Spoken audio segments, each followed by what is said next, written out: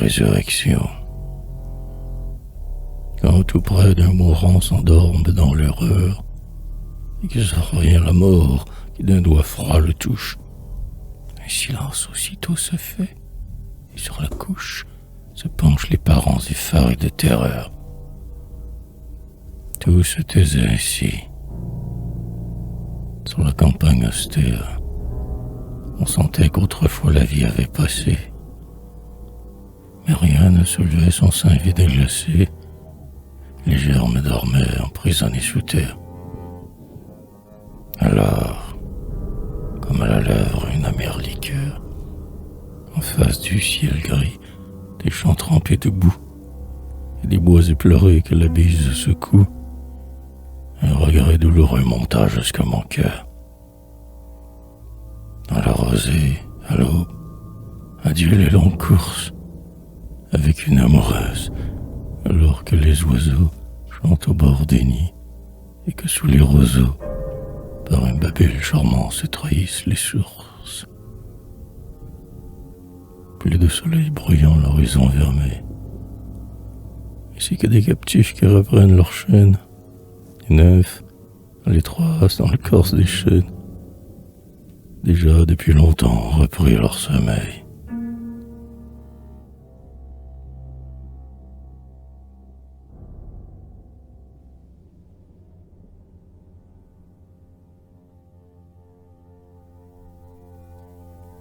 C'était le même jour, non loin de Louvciennes, aux lisières d'un bois, dans un lieu dont l'aspect laisse en nous cette peur et ce vague respect qu'on éprouve en lisant une légende ancienne. De vieux arbres, ainsi que d'orgueilleux géants, qui, le combat fini, étalent leurs blessures, après avoir dû en supporter les morsures, et s'ébailler leurs troncs éventrés et béants. Et rampant leurs pieds dans cette solitude, leurs racines sortaient de la terre à demi, comme un nœud de serpent monstrueux, endormi, depuis l'éternité dans la même attitude.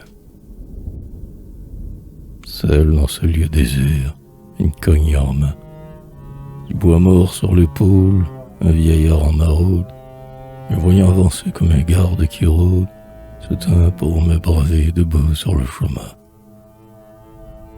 Semblable à ces titans nerveux de la sculpture, qui sur leur intendu porte de lourds fardeaux. Sa charge de ramer avait courbé son dos, et ses grands bras velus pendaient à l'aventure. Son visage était laid et sauvage son air, ses rayons trahissent la misère hautaine, et quand vers lui je vins, une jalouse haine. Ses yeux menaçants brilla comme un éclair.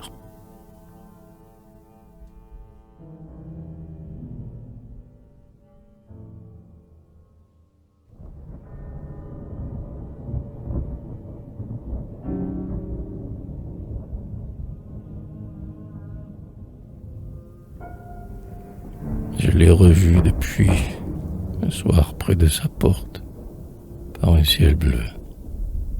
Tranquille, heureux et triomphant, sur ses larges genoux il tenait une enfant qu'avait laissé à ce vieillard sa fille morte. Tout honteux de sa force, il cherchait par quel soin il pourrait assouplir sa robuste nature pour ne pas effrayer la blonde créature, et se pliait docile à ses moindres besoins. Puis c'étaient des élans que l'on ne peut décrire. Il la pressait alors entre ses bras nerveux et couvrait de baisers sa robe et ses cheveux, tandis qu'elle poussait de longs éclats de rire. Pauvre être, ses pieds n'avaient plus de souliers. Presque nue, elle avait sous ses rayons ses pouces que prennent les oiseaux peureux. Ses bras roses, au cou de son aïeul, s'enlaçaient en collier. Ses cheveux étaient d'or, comme on en voit aux anges des vieux maîtres.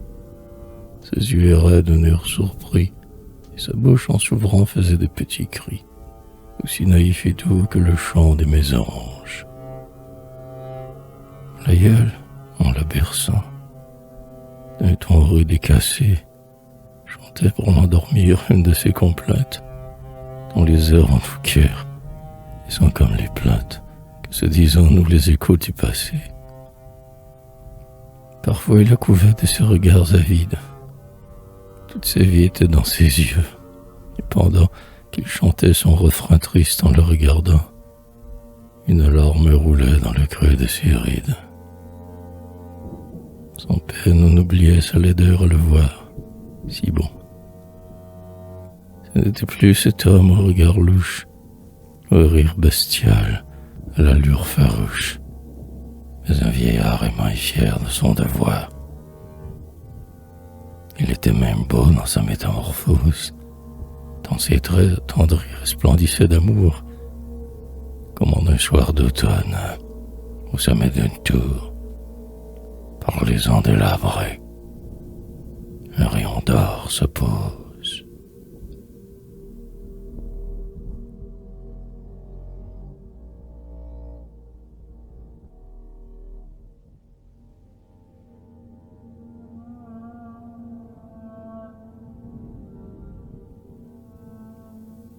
Le temps avait aussi changé l'aspect des bois.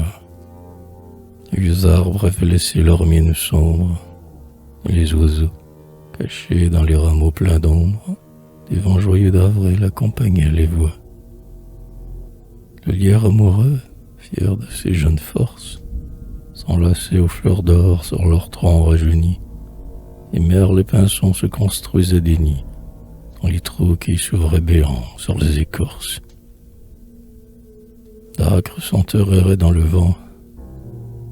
Le soleil couvait avec amour son œuvre commencée, et comme d'un cerveau puissant sort la pensée, au feu de ses baisers tout sortait du sommeil. C'est le destin. Il faut que tout se renouvelle, que le sol chaque année aille rajeunissant, et qu'on sente courir, ainsi qu'un jeune sang, au cœur des vieux rameaux une sève nouvelle. Il faut, tout à l'orgueil de sa fécondité, que la nature enfante au grand jour, sans mystère, et que la vie à flot, jaillissant de la terre, porte au ciel l'hymne saint de sa virilité. L'homme seul, au milieu de l'éternelle fête, vieillit, travaille et meurt.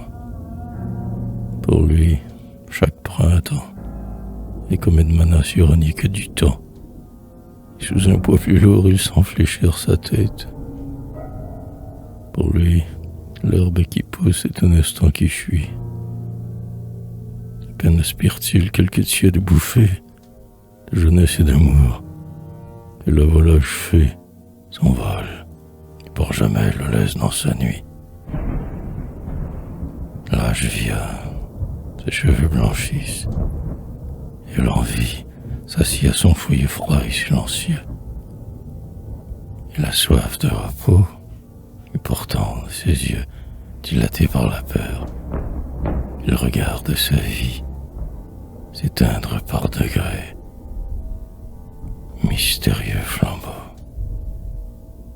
Et comme la force attire après lui sa chaîne, infirme, à pas pesant, sur la terre il se traîne, jusqu'à ce qu'il se heurte au marbre d'un tombeau. Mais la nature, afin de tromper sa vieillesse, emplit d'enfants joyeux rose sa maison, réchauffe de baisers son arrière-saison, et lui refait au cœur comme une autre jeunesse.